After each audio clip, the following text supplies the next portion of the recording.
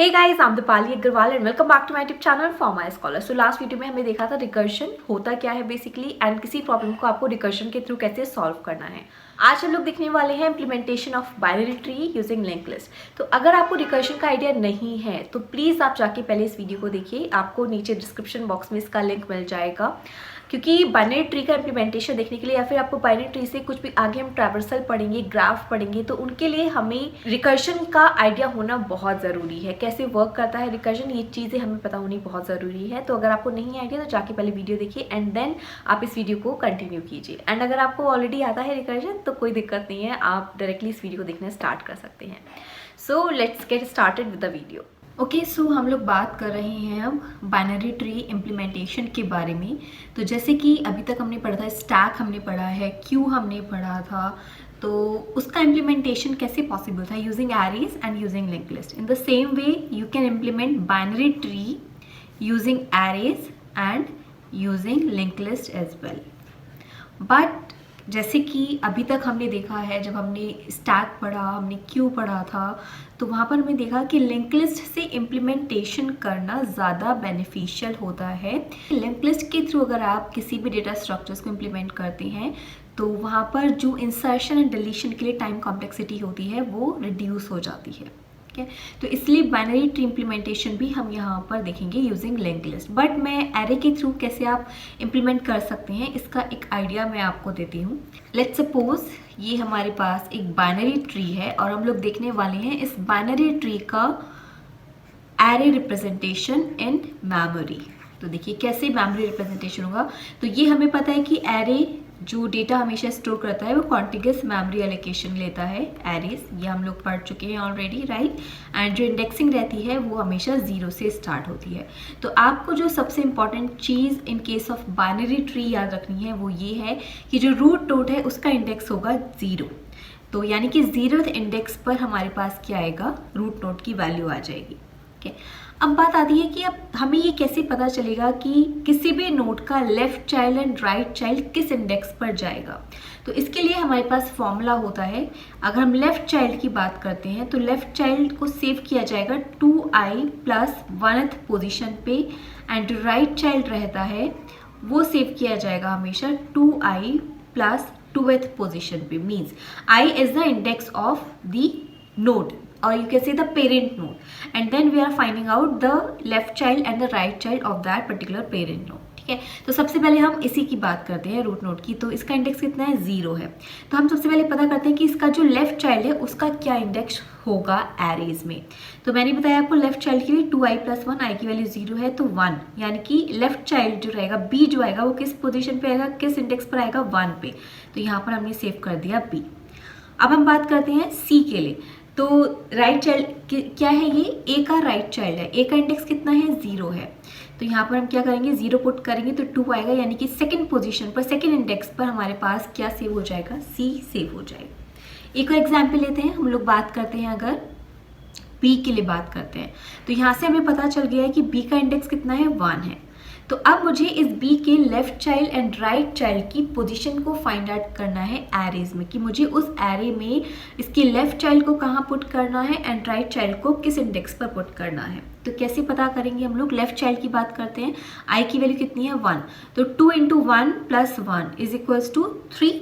तो यानी कि थर्ड इंडेक्स पर हमारे पास b का लेफ्ट चाइल्ड आएगा, दैट मीन्स d आ जाएगा। b के राइट चाइल्ड यानी कि i के लिए बात करते हैं तो कैसे फाइंड आउट करेंगे, 2i, that is 2 × 1 that is 2 + 2 4, यानी कि फोर्थ इंडेक्स पर हमारे पास कितना सेव हो जाएगा, b का right child that is i। इसी तरीके से हम बात करते हैं लेट्स सपोज अब f की। f का भी हमें इंडेक्स नहीं पता है, हमने फाइंड आउट नहीं किया है अभी तक। तो अभी हम लोगों के पास किस किस के इंडेक्स आए हैं, c, d एंड i के आए हैं। तो i का चलिए हम लोग चेक करते हैं। तो i का इंडेक्स कितना है, 4 है, i का इंडेक्स 4 फाइंड आउट हो चुका है। तो इसकी लेफ्ट चाइल्ड की बात करते हैं, बट लेफ्ट चाइल्ड एग्जिस्ट नहीं करता है। तो हमें इस चीज़ को मेंशन करना होगा एरेज में कि दिस पर्टिकुलर जो यहाँ पर इस पर्टिकुलर इंडेक्स के लिए जो आइटम है वो एग्जिस्ट नहीं करता है, वो नल है। तो हम वो चीज़ को हम कैसे मेंशन करेंगे। तो i का जो लेफ्ट चाइल्ड है वो पहले हम कैलकुलेट करेंगे किस इंडेक्स पर होगा, राइट। तो देखिए कैसे निकालेंगे लेफ्ट चाइल्ड? 2 इंटू 4, 8 प्लस 1 9, यानी कि 9th जो इंडेक्स है वहाँ पर क्या वैल्यू रहेगी? नल वैल्यू रहेगी। इसी तरह से आई का जो राइट चाइल्ड है के, उसके लिए निकालेंगे 2 into I, that is 4 into 2, 8 plus 2 10। तो 10th पोजिशन पर क्या वैल्यू आ जाएगी?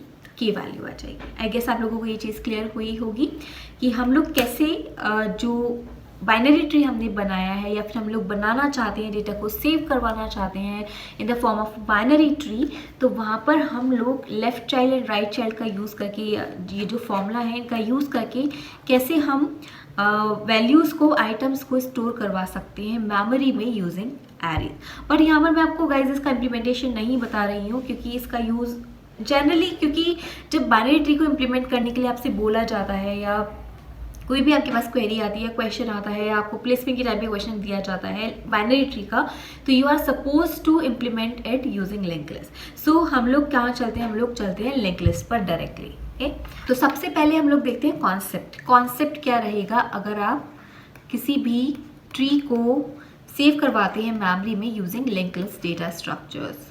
सपोज ये हमारे पास एक बाइनरी ट्री है, तो मेमोरी में देखिए सबसे पहले तो रिप्रेजेंटेशन क्या रहता है, जितने भी यहाँ पर नोड्स हैं उनके लिए हम लोग एक जो लिंक लिस्ट में अभी तक हम लोग नोड बनाते थे, जिसमें कि हमारे पास किस तरीके का नोड होता था? हमारे पास कुछ इस तरीके का होता था। डेटा सेव होता था फर्स्ट सेक्शन में और सेकंड सेक्शन में address to the next node होता था हमारे पास, राइट। तो इसी तरीके से यहाँ पर एक नोड बनेगा, बट नोड का स्ट्रक्चर चेंज हो जाएगा। नोड में आपके पास 3 सेक्शंस रहेंगे। जो सेकंड सेक्शन है उसमें डेटा सेव किया जाएगा, एंड जो फर्स्ट सेक्शन है वो कंटेन करेगा pointer to the left child, and जो राइट सेक्शन है that will contain the pointer to the right child of this node A. तो इस तरीके से अब ए का देखिए लेफ्ट चाइल्ड क्या है? बी है, तो यहाँ पर बी को सेव किया जाएगा। राइट चाइल्ड है सी, तो यहाँ सी आ जाएगा। बी का देखिए अब लेफ्ट चाइल्ड क्या है? डी है, एंड राइट चाइल्ड क्या है? ई है। इसी तरीके से सी के लिए लेफ्ट चाइल्ड है एफ, एंड राइट चाइल्ड है जी। डी के लेफ्ट चाइल्ड में है हमारे पास एच, एंड राइट चाइल्ड यहाँ पर एग्जिस्ट नहीं करता है, तो इसको हम लोग क्या करेंगे? जस्ट यहाँ पर नल पुट कर देंगे। इसी तरह से ई का लेफ्ट चाइल्ड नहीं एग्जिस्ट करता है, तो यहाँ पर नल आ जाएगा, और राइट चाइल्ड में हम लोग नया नोड क्रिएट करेंगे जिसमें वैल्यू आ जाएगी आई। एफ के लिए लेफ्ट और राइट दोनों एग्जिस्ट नहीं करते इसलिए नल। जी का कोई एग्जिस्ट नहीं करता है तो इसलिए नल। इसी तरीके से एच का लेफ्ट और राइट चाइल्ड नहीं है तो ये हो जाएगा नल, और आई का भी लेफ्ट एंड राइट चाइल्ड नहीं है तो इसलिए हो जाएंगी वैल्यूज नल। तो इस तरीके से क्या करते हैं आप लोग लिंक लिस्ट के थ्रू, ये एक तरीके से कह सकते हैं मेमोरी रिप्रेजेंटेशन है of binary tree using link list. तो अब हम लोग बात करने वाले हैं कि इसको इम्प्लीमेंट कैसे किया जाएगा using Java. That is a important thing, no, right. तो इसके लिए सबसे पहले मैं आपको बता दूं रिकर्जन पढ़ना बहुत ज़रूरी है। अगर आपने अभी तक रिकर्जन वाली वीडियो नहीं देखी है तो जाइए रिकर्जन वाली वीडियो देखिए, क्योंकि अगर वो नहीं आता है तो आप इसको नहीं समझ पाएंगे, सब कुछ सिर के ऊपर से बाउंस होकर चला जाएगा, तो इसलिए कोई फ़ायदा नहीं है अपना टाइम वेस्ट करके। तो इसलिए पहले रिकर्जन पढ़िए आप लोग। आपको लिंक जो है रिकर्जन का नीचे डिस्क्रिप्शन बॉक्स में मिल जाएगा। अगर अब आप रिकर्जन, मैं ये सपोज करके आपको आगे लेक्चर डिलीवर करने वाली हूँ कि आपको रिकर्जन का आइडिया है, ठीक है। तो चलिए हम लोग प्रोग्रामिंग स्टार्ट करते हैं इसकी। तो सबसे पहले आपको बताती हूँ कि प्रोग्राम किस तरीके से हम लोग लिखेंगे, उसके बाद फिर उसको इम्प्लीमेंट करते हैं, ठीक है। तो एक पहले जल्दी से हम एक ट्री बना लेते हैं। तो देखो सबसे पहले तो आपको प्रोग्राम इस तरीके से लिखना है कि हमसे पहले सबसे पहले पूछा जाए रूट नोड की वैल्यू। तो हमने रूट नोड की वैल्यू एंटर करवा दी है, लेट्स सपोज ए। अब रूट नोड की एंट्री करवाने के बाद सबसे पहले पूछा जाएगा इसका लेफ्ट चाइल्ड, हमने एंटर किया बी। अब बी का पूछा जाएगा लेफ्ट चाइल्ड, वो ए का राइट चाइल्ड अभी नहीं पूछेगा क्योंकि हम यहाँ पर रिकर्सिव अप्रोच यूज करने वाले हैं। तो यहाँ पर जो हम रिकर्सिव फंक्शन लगाएंगे तो वो पहले लेफ्ट वाला चलेगा। अभी मैं आपको पूरा प्रोग्राम लिख कर दिखाऊंगी, तो कंफ्यूज होने की या परेशान होने की ज़रूरत नहीं है। पहले आप समझने की थोड़ा सा कॉन्सेप्ट कोशिश कीजिए, एंड देन हम लोग प्रोग्रामिंग स्टार्ट करेंगे। तो अब क्या करेगा ये, सबसे पहले बी का लेफ्ट चाइल्ड पूछेगा, आपने एंटर किया डी। डी का लेफ्ट चाइल्ड पूछेगा अगेन, आपने एंटर किया आई। आई का लेफ्ट चाइल्ड पूछेगा, बट अब हमें आई का चाइल्ड नहीं देना है कोई भी, तो हम क्या करेंगे -1 -2 या कोई भी आप ऐसी वैल्यू एंटर करवा सकते हो यूजर से, जिससे ये कंपाइलर को पता चल जाए कि ओके अभी मेरे को आई का कोई भी लेफ्ट चाइल्ड नहीं पूछना है। तो आपने लेट्स सपोज -1 या 0 आपने एंटर किया। तो अब वो आपसे पूछेगा अब जो नेक्स्ट आपसे पूछेगा वो पूछेगा राइट चाइल्ड ऑफ आई। क्योंकि लास्ट में जो नोड इंसर्ट किया गया है वो आई किया गया है, तो इसलिए वो इसी का ही राइट चाइल्ड पूछेगा। बट इसका कोई भी राइट चाइल्ड भी एग्जिस्ट नहीं करता, तो लेट्स सपोज आपने एंटर किया 0, तो अब वो जाएगा बैक कॉल्स यहाँ पर लगेंगी, जैसे कि मैंने आपको रिकर्शन में बताया था, बैक कॉल्स बैक ट्रेस से स्टार्ट होगा यहाँ पर, तो डी पर पहुंचेगा। डी का वो अब आपसे राइट चाइल्ड पूछेगा, बट आपको डी का कोई भी चाइल्ड यहाँ पर नहीं एंटर करवाना है, तो आप फिर से 0 या -1 आपने एंटर किया, जो भी आप टर्मिनेटिंग कंडीशन यूज कर रहे हो, बेस कंडीशन यूज कर रहे हो, ठीक है। अब वो पूछेगा आपसे बी का, फिर से बैक ट्रेस होगा, बी का राइट चाइल्ड आपसे पूछा जाएगा, तो बी का राइट चाइल्ड लेट सपोज आप एंटर करवाना चाहते हैं, दैट इज ई, तो आपने एंटर किया ई। तो अब नेक्स्ट ये क्या पूछेगा, जो भी नया नोड एंटर किया गया है उसका अगेन ये आपसे लेफ्ट चाइल्ड पूछेगा, जब तक कि आप उस कंडीशन, उस वाली जो लूप है या जो रिकर्सिव कॉल्स है उनको आप टर्मिनेट नहीं करते, तो वो आपका क्या पूछेगा, ई का left child, that is let suppose हमने एंटर किया, सॉरी हमें ई का लेफ्ट चाइल्ड एग्जिस्ट नहीं करता है, तो हमने क्या एंटर किया -1। अब वो आपसे पूछेगा ई का राइट चाइल्ड, तो आपने एंटर किया जे। नेक्स्ट अब आपसे पूछेगा, क्योंकि नया नोड इंसर्ट हुआ है तो सबसे पहले पूछेगा उस न्यू नोड का लेफ्ट चाइल्ड, तो कोई भी चाइल्ड हमें नहीं देना है, तो -1 हमने एंटर किया। वो जे का आपसे पूछेगा राइट चाइल्ड, तो हमें वो भी नहीं देना है, तो हमने -1 एंटर किया, ठीक है। अब वो कॉल कहाँ पर जाएगी आपके अकॉर्डिंग, बी तक वो ट्रेस आउट हो चुका था, अब आपसे पूछेगा वो ए का राइट चाइल्ड। हम जो प्रोग्राम लिखने वाले हैं वो कुछ इस सीक्वेंस में चलेगा, जब भी आप कोई न्यू नोड एंटर करते हो तो सबसे पहले उसका लेफ्ट चाइल्ड पूछा जाएगा, लेफ्ट चाइल्ड पूछा जाएगा जब तक कि आप -1 या फिर कोई भी टर्मिनेटिंग कंडीशन नहीं वहाँ पर दे देते हैं। जब आप टर्मिनेटिंग कंडीशन दे देते हैं मीन्स आप लेफ्ट चाइल्ड जो है एंटर नहीं करवाना चाहते हैं, वो आपसे वो स्टार्ट करेगा राइट चाइल्ड उसका पूछना, जब तक कि आप उसका राइट चाइल्ड पूछेगा सबसे पहले। अगर आप कोई नया नोड इंसर्ट करते हो एज अ राइट चाइल्ड, तो वो आपसे फिर से अगेन लेफ्ट चाइल्ड पूछेगा, ठीक है। इसका प्रोग्राम हम लोग लिखने वाले हैं, आपको ये चीज़ और क्लियर हो जाएगी। तो जैसे कि मान लीजिए हम ए पर पहुंचे, ए का राइट चाइल्ड आपसे पूछा जाएगा, आपने एंटर किया सी, तो अब नया नोड इंसर्ट हुआ तो सबसे पहले उसका क्या पूछा जाएगा, लेफ्ट चाइल्ड, तो हमने एंटर किया एफ, अब एफ अगेन फिर से नया यहाँ पर नोड इंसर्ट करवाया गया, तो एफ का लेफ्ट चाइल्ड पूछा जाएगा, हमें नहीं एंटर करना -1, तो एफ पर आया राइट चाइल्ड पूछेगा एफ का, हमें नहीं एंटर करना, तो अभी बैक ट्रेस होगा, सी पर पहुंचेगा, सी का राइट चाइल्ड पूछा जाएगा, लेट्स सपोज हमने एंटर किया जी, क्योंकि नया नोड इंसर्ट किया गया है तो इसलिए उसका लेफ्ट नोड पूछा जाएगा, नहीं करना, राइट नोड नहीं करना, तो यहीं पर आपका क्या होगा, जो प्रोग्राम है जो कंट्रोल है वो रिटर्न हो जाएगा, और जो फाइनल जो आपके पास आउटपुट है वो ये चीज़ आ जाएगी, ठीक है।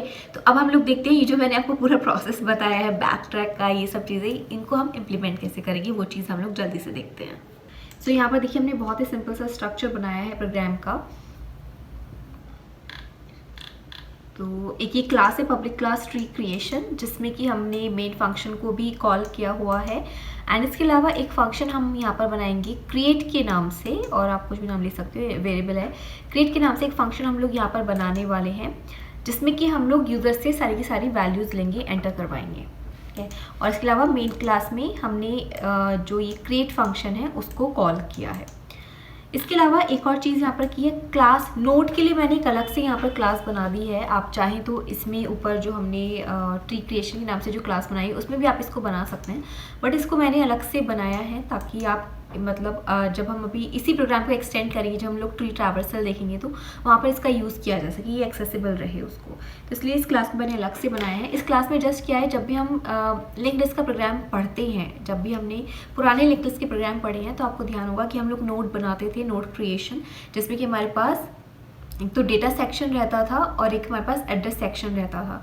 बट क्योंकि जैसे कि मैंने आपको यहाँ पर बताया कि जब आप इसका लिंक लिस्ट रिप्रेजेंटेशन करते हैं तो आपके पास 3 सेक्शंस होते हैं, डेटा, लेफ्ट एंड राइट, तो इसलिए हमने यहाँ पर 3 सेक्शन लिए हैं, डेटा, लेफ्ट एंड राइट, जिसमें कि लेफ्ट और राइट दोनों की वैल्यू इनिशियली नल ली है, और डेटा में हमने यहाँ पर डेटा की वैल्यू पास की है, जो कि हम अभी यूज़र से एंटर करवाएंगे। That's all. ये चीज़ आपको क्लियर हो गई होगी अगर आपने लिंक लिस्ट बहुत अच्छे से पढ़ा है तो। अब हम लोग बात करने वाले हैं इस फंक्शन की, क्रिएट फंक्शन की। तो क्रिएट फंक्शन में सबसे पहले हम लोग लेते हैं यूज़र से डेटा कि एंटर द डेटा, जो कि सबसे पहले जो भी डेटा एंटर किया जाएगा वो रूट नोड बनेगा हमारा। तो उसके लिए क्योंकि हमें यूज़र से डेटा लेना है तो इसलिए हमने सबसे पहले यहाँ पर बनाएंगे एक object for scanner class, system.in, and then initially हम लोग क्या करते हैं, रूट की वैल्यू यहाँ पर दे देते हैं नल, जो रूट नोड है उसका जो टाइप होगा वो नोड होगा, और नोड क्या है, नोड के लिए हमने यहाँ पर क्लास बनाई है, ठीक है। उसमें तीनों सेक्शंस यहाँ पर क्रिएट हो जाएंगे जिसकी वैल्यू इनिशियली हमने दी है यहाँ पर नल। अब इसके बाद हम लोग यूज़र से वैल्यू एंटर करवाते हैं। जो भी वैल्यू एंटर की जाएगी वो डेटा में जाएगी। डेटा नाम का एक वेरिएबल हम लोग ले लेते हैं। Data is equals to sc dot next int. ऐसे यहाँ पर हमने ये ऑब्जेक्ट रेफरेंस वेरिएबल लिया था, ठीक है। अब डेटा ये बोलेगा आपको डिक्लेयर करने के लिए, तो हम लोकल वेरिएबल यहाँ पर बना देते हैं। अब हमें क्या करना है, इस वैल्यू को पास करवाना है कहाँ पर, यहाँ पर इस नोड क्लास में। सबसे पहले तो हम लोग पास करवाने से पहले हम लोग चेक करेंगे if data is equals to -1 है, यानी कि वो रिटर्न करना चाहता है, तो उस केस में हम जस्ट क्या करेंगे, नल रिटर्न कर देंगे। क्योंकि जैसे कि यहाँ पर मैंने आपको बताया था कि अगर किसी भी नोड का वो लेफ्ट चाइल्ड या राइट चाइल्ड नहीं एंटर करवाना चाहते हैं तो हम लोग जस्ट क्या करते हैं, नल हम लोग दे सकते हैं। तो उसके लिए -1 यहाँ पर -1 यहाँ पर हम यूज़र से एंटर करवा रहे हैं। तो अगर उसने -1 एंटर किया है that means we have to return the value. तो यहाँ पर जो हमने वैल्यू यूज़र से एंटर करवाई है उसको हमें पास करना है रूट में। तो हम लोग लिखेंगे root is equals to new node, और यहाँ पर हम लोग पास कर देंगे वाली वैल्यू। तो ये क्या होगा, डेटा जो भी यूज़र ने दिया है, जो वैल्यू यूज़र ने दी है वो हमारी रूट में आ जाएगी। अब हमें यूज़र से पूछना है do you want to add, do you want to insert left child, या फिर आप लिख सकते हो यहाँ पे एक statement, enter the left child of this root. हम लोग यहाँ पर दे देते हैं रूट, तो वो आपको बताएगा कि किसका लेफ्ट चाइल्ड पूछा जा रहा है। जो भी value as a left child enter की जाएगी उसको हम लोग एंटर करवाएंगे रूट के जो लेफ्ट सेक्शन है वहाँ पर वो वैल्यू जाएगी। तो हम लोग लिखेंगे यहाँ पे root dot left is equals to, इसके लिए हम लोग कॉल करेंगे इस क्रिएट फंक्शन को, क्योंकि यहाँ पर अब लग चुकी है क्या, रिकर्शन का हम लोग यूज़ कर रहे हैं। इसी तरीके से हम लोग पूछेंगे the right child of root, and then उसको हम एंटर करवाएंगे राइट सेक्शन में, उसका एड्रेस जाएगा राइट सेक्शन में, ठीक है। एंड इसके अलावा रिटर्न क्या किया जाएगा, यहाँ से रिटर्न होगा रूट, ठीक है। सो एंटर वैल्यू हमने एंटर किया 10, एंटर लेफ्ट चाइल्ड ऑफ 10, तो left child of 10 is 20, enter left child of 20 now, ठीक है। वही चीज़ मैंने आपको बताई थी। वो आपसे कब तक लेफ्ट चाइल्ड पूछेगा, जब तक कि आप -1 नहीं देते हैं। तो 20 का लेफ्ट चाइल्ड इज 40। अब उसने आपसे पूछा एंटर लेफ्ट चाइल्ड ऑफ 40, तो हमें नहीं देना है वो चीज़, तो हम लोग यहाँ पर देंगे -1। तो अब वो आपसे क्या पूछेगा, 40 का राइट चाइल्ड, यही चीज़ मैंने आपको वहाँ पर बताई थी। तो अभी देखिए यहाँ पर वही सब चीज़ें हो रही, -1। अब वो बैक ट्रैक करके कहाँ पर गया, 20 पर, 20 का राइट चाइल्ड उसने आपसे पूछा है, तो हमने दिया 50। अब नया नोड है इसलिए 50 का वो आपसे लेफ्ट चाइल्ड पूछेगा, तो हमने एंटर किया 70 का लेफ्ट चाइल्ड पूछेगा, हमने एंटर किया -1, 70 का राइट चाइल्ड इज -1, 50 का राइट चाइल्ड इज -1। अब वो आपसे पूछेगा right child of 10, that is 30 का left child is -1 and right child is 60। अब नया नोड है इसलिए वो 60 का लेफ्ट चाइल्ड पूछेगा -1 एंड राइट चाइल्ड इज -1। अब आगे वो आपसे कुछ भी नहीं पूछेगा। तो आई गेस आप लोगों को ये चीज़ क्लियर हुई होगी कि कैसे रिकर्जन यहाँ पर वर्क कर रहा है, ठीक है। यहाँ पर ये अभी हम लोग इसको प्रिंट नहीं करवा रहे हैं, क्योंकि प्रिंट करवाने के लिए हमें क्या करना है, हम लोगों को देना होगा यहाँ पर ट्री ट्रैवर्सल एल्गोरिथम्स हमें यहाँ पर लगानी होगी, जो कि अभी हमने यहाँ पर नहीं पढ़ी हैं, जो हम नेक्स्ट वीडियो में पढ़ेंगे, ठीक है। तो देखो ये काम कैसे कर रहा है यहाँ पर। तो सबसे पहले देखिए एंटर वैल्यू आपसे पूछा गया, तो आपने एंटर किया लेट्स सपोज 10, ओके। उसको रूट में असाइन कर दिया गया एंड देन आपसे पूछा कि enter the left child of this. तो उसके बाद रूट लेफ्ट के लिए, मतलब आपको लेफ्ट चाइल्ड क्योंकि एंटर करवाना है, तो उसके लिए क्रिएट फंक्शन को फिर से कॉल किया गया है। एंटर वैल्यू पूछा गया, आपने लेट्स सपोज एंटर किया 20, तो 20 को असाइन कर दिया गया किसमें, रूट में आ गया है। अब रूट क्या बन गया है, 20 बन गया है। अब वो आपसे पूछेगा enter left child of root, और रूट हमारे पास क्या है 20, तो लेफ्ट चाइल्ड ऑफ 20 पूछा गया है। उसके लिए फिर से क्रिएट फंक्शन को कॉल किया गया है। लेट्स सपोज आपने वैल्यू एंटर की यहाँ पर 40, तो यहाँ पर फिर से गया वो enter left child of 40 now, ठीक है। तो क्रिएट फंक्शन फिर से कॉल होगा, एंटर वैल्यू आपने एंटर किया -1, तो -1 आपने रिटर्न किया, तो रिटर्न नल कर जाएगा। और जब रिटर्न नल होगा तो वो अब पहुँचेगा कहाँ पर, इस वाले स्टेटमेंट पर, enter the right child of root dot data. यहाँ पर क्यों पहुँचा है, क्योंकि हमने जब पढ़ा था स्टैक के थ्रू हमने ट्रेस किया था एक रिकर्शन को, तो वहाँ पर ये चीज़ मैंने आपको बताई थी। तो अगर आपको यहाँ पर कन्फ्यूजन है कि ये लाइन नंबर 18 पर क्यों गया, तो एक बार आप जाके प्लीज़ रिकर्शन पढ़ लो, तभी इसको स्टार्ट करना, अदरवाइज़ आपको ये चीज़ क्लियर नहीं होने वाली है। तो हमने फिर से एंटर किया, जैसे क्रिएट फंक्शन यहाँ पर फिर से कॉल हुआ है, क्रिएट के पास जाएगा, हमने एंटर किया यहाँ पर -1, तो -1 है क्योंकि, तो रिटर्न नल हो जाएगा। हमने इसकी लेफ्ट राइट दोनों एंटर नहीं करवाने थे।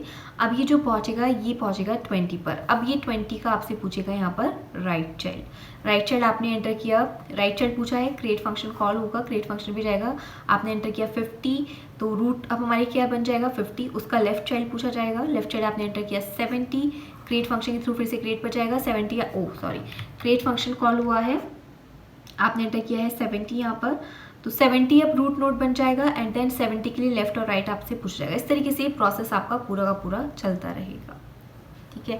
तो आई गेस गाइज आप लोगों को ये चीज़ क्लियर हुई होगी। So this is all about this tree implementation using linked list. तो आप लोगों को अच्छा यहाँ पर एक चीज़ तो समझ में आ गई होगी कि अगर आपको रिकर्जन नहीं आता है तो आपको ये चीज़ नहीं समझ में आने वाली है, तो जाके इसलिए मैंने कहा था रिकर्जन पढ़ो आप, तब आपको ये चीज़ एकदम क्लियर हो जाएगी। अब इसका आउटपुट कैसे आएगा, इसको प्रिंट कैसे करवाएंगे, तो उसके लिए हम लोग ट्री ट्रैवर्सल पढ़ने वाले हैं, जिसके लिए 3 एल्गोरिथम्स हम लोग पढ़ेंगे और वो लोग हम देखेंगे अब नेक्स्ट वीडियो में। So stay tuned. Okay guys, I hope this video is going to help you a lot. If you have any query, you can ask me in comment section. मैं पूरी कोशिश कर रही हूँ कि आपको ये जितने भी डेटा स्ट्रक्चर्स है बहुत ही सिंपल सी लैंग्वेज में आपको अच्छे से अच्छा बता सकूँ, क्वालिटी कंटेंट आपको दे सकूँ। If you have any query, आप मुझसे comment section में पूछ सकते हैं। I definitely will try to answer all your questions. Okay. So thank you. Good luck.